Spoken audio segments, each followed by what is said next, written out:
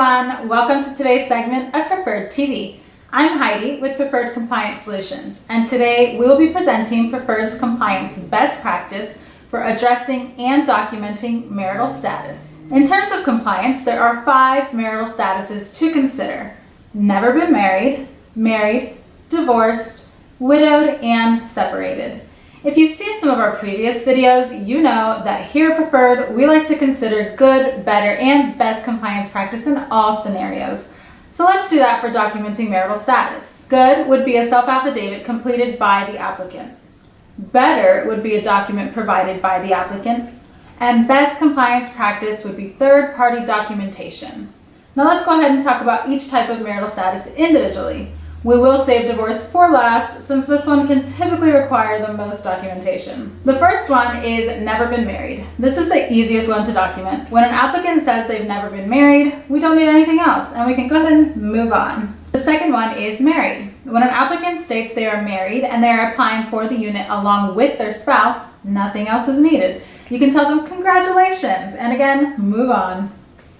The third one is widowed. We do not need any documentation to prove that they are in fact widowed. However, it should be addressed in the file whether or not the applicant receives or expects to receive any widow's benefits. The fourth one is separated. Regulation requires that an applicant must complete an affidavit of estrangement if their spouse will not be residing in the unit and will not be counted as a household member. The last one, and the one that typically requires the most documentation, is divorced.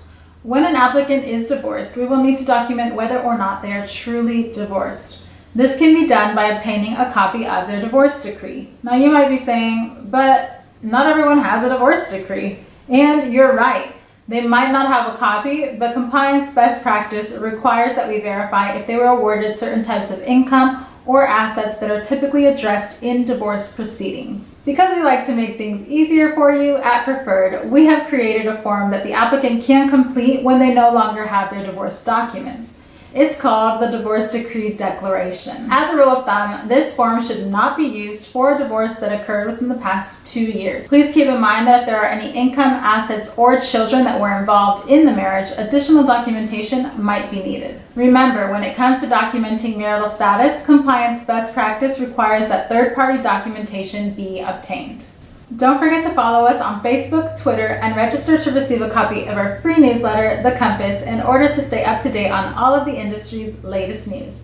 All of these links will be in the description box below to make it easier for all of you to find. At Preferred Compliance Solutions, we believe that there's a good way, a better way, and the best way to ensure compliance. Stay tuned for our future videos to make sure that your practice is the best practice.